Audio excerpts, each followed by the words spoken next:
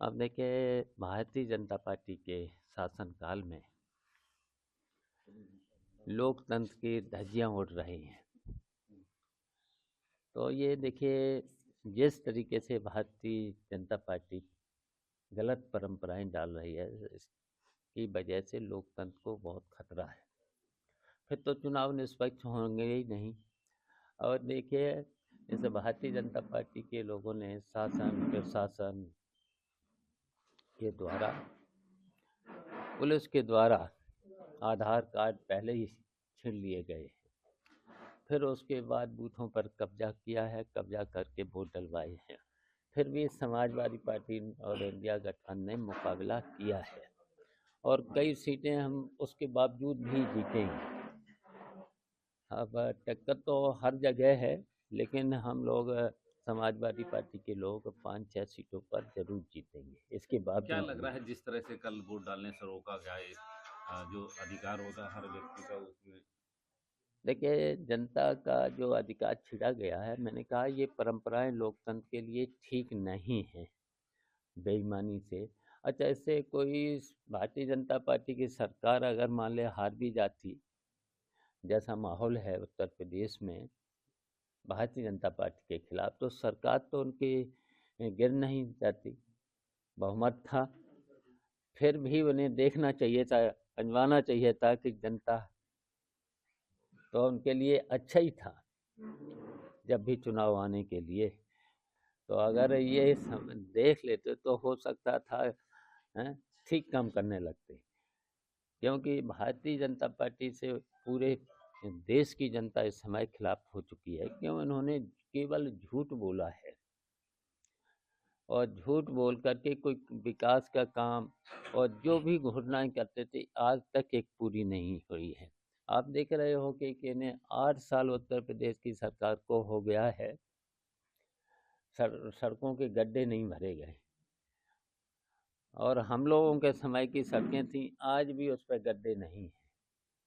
देख लिए नैनीताल रोड, ये हमारे समय में बनी थी, मैं नहीं बनवाई थी। कल की जो परिस्थितियां आप बता रहे हैं, क्या तो फिर उसके बाद क्या सपा लूज कर रही है 9 सीटों पर?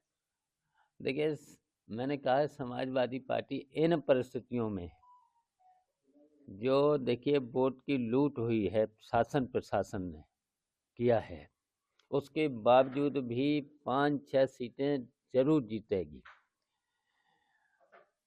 और टक्कर तो सभी 9 सीटों पर है, कुछ सीटों पर हाथ बच सकते हैं, लेकिन हम 5-6 सीटों पर, इसके बावजूद भी जब लूट हुई है प्रशासन ने, पुलिस ने, जैसे भी बिलास प्रमुख, बीडीसी और कोटा डीलर से लेकर के जिस तरीके का शासन का दबाव था प्रशासन पर, तो देखिए, अब जब एसएसपी वोट मांगने लगेगा, जिलाधिकारी निर्देश देगा, हाँ, तो फिर लोकतंत्र बचा कहाँ? क्या फिर ऐसे तो अधिकार तानाशाही है। क्या ऐसे अधिकारियों की लिस्ट भी बनाई जा रही है हाँ, बिल्कुल सूची बनेगी, ऐसे अधिकारियों की सूची बनेगी। ऐसे बेईमानी उनको नहीं है। देखिए, वो लोग संविधान की कसम खाते हैं, निष्पक्ष रह के काम करेंगे। तो अब वो तो देखिए संविधान की अवहेलना है। बाबा साहब ने जो संविधान बना के दिया है लोकतंत्र में, लोकतंत्र की मजबूती के लिए निष्पक्ष, तो अगर निष्पक्ष नहीं रहते हैं अधिकारी लोग, तो उनके खिलाफ फिर तो आयोग को भी कार्रवाई करना चाहिए। आयोग नहीं करता है तो फिर देखिए, फिर न्यायपालिका है, न्यायपालिका भी अगर न्याय नहीं दे पाती है, फिर तो जनता ही अब न्याय देगी। क्या सपा आने वाली बसपा इसमें से आने अधिकारियों को के जब शिकायत कभी की आपकी गई जब है। जब सरकार आएगी, समय आता है तो जनता फिर फैसला कर तो देती क्या है। जब आपकी कभी सरकार आएगी आपकी तो देखिए क्या फैसला तो अभी 2027 में ही हो जाएगा। 2027 में फैसला हो जाएगा। समाजवादी पार्टी उत्तर प्रदेश से भारतीय जनता पार्टी को हरा के भेजेगी। नहीं, क्या ऐसे शिव ऐसे अधिकारियों को जो अरे हाँ ऊपर सर नीचे नीचे कैमरे में भाजपा का कहना है कि वो अयोध्या का बदला जो है करल सीट से लेंगे। जी, भाजपा का कहना है कि अच्छा अयोध्या आ का जाएगा। बदला अब देर नहीं, अब तो 23 तारीख को रिजल्ट आ जाएगा, रिजल्ट आ जाएगा। अब शिवपाल जी, काहे को, अब जब तो भी एक दिन चुनाव बीच होते में हैं है। सपा काफी आगे निकल रही होती है, जैसे इंडिया गठबंधन की बात कर लें या सब 2017 की बात कर लें, हर चुनाव में लगता है कि सपा अब आ रही है, लेकिन लास्ट मोमेंट पे ऐसा क्या हो जाता है आपकी पार्टी में जो आप हमेशा लूज कर जाते हैं? देखिए ऐसा तो कहीं नहीं होता है, जो आपने सवाल किया है ऐसा नहीं होता है। हम लोगों ने देखिए घोसी का चुनाव जीता था, हमने मैनपुरी का जीता था चुनाव, तो और देखिए फिर उसके बावजूद भी बेईमानी के साथ साथ हम लोगों ने 2022 का चुनाव तब भी जीता था। तो ऐसा तो नहीं है, लेकिन अब की बार इन्होंने देखिए झूठ बोल बोल करके जनता को गुमराह किया था।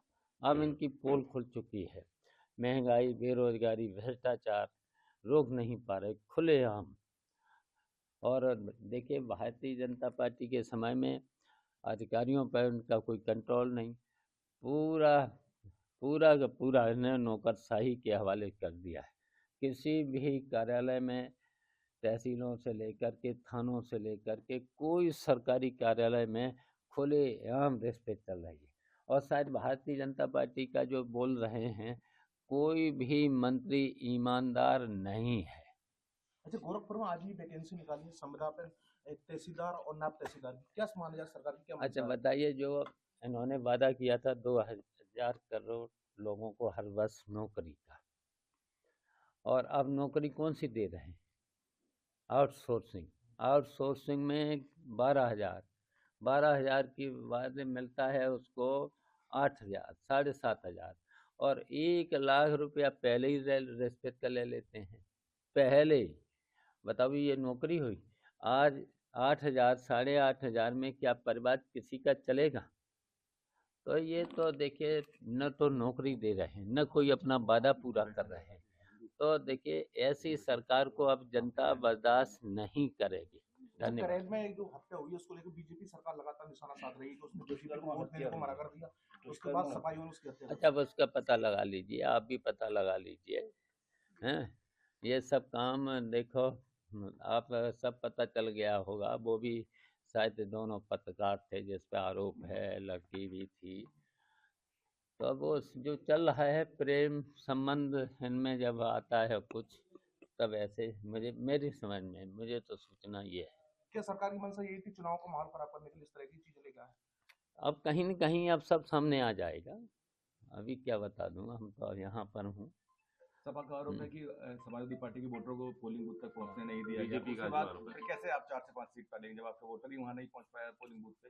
तो मुकाबला किया है, जनता ही मुकाबला करती है, और किया है मुकाबला, और फिर आगे और मुकाबला होगा भारतीय जनता पार्टी से।